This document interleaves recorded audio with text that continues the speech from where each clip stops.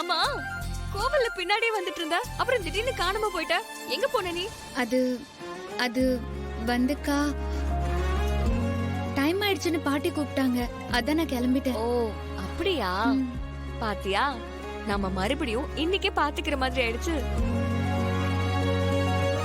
Madam, நான் சொன்னேன்ல கல்யாண பொண்ணு, அது இவங்க தான். ஹே, நீதான் அந்த கல்யாண பொண்ணா?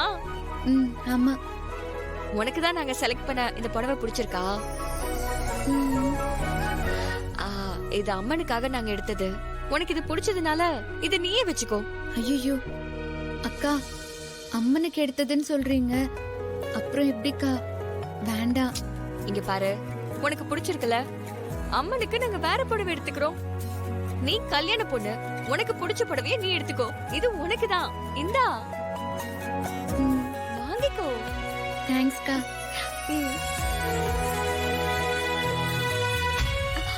அப்புறம் என்னோட வருங்கால ஹஸ்பண்ட உனக்கு இன்ட்ரோ பண்ணி வைக்கிறேன்னு கோவில்ல சொன்னல, அவர் இங்கதான் இருக்காரு. வா, உனக்கு இன்ட்ரோ பண்றேன். லட்சு,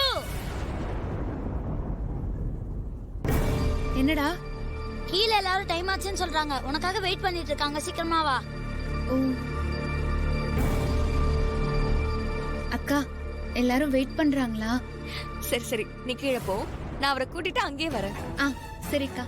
சரி வா.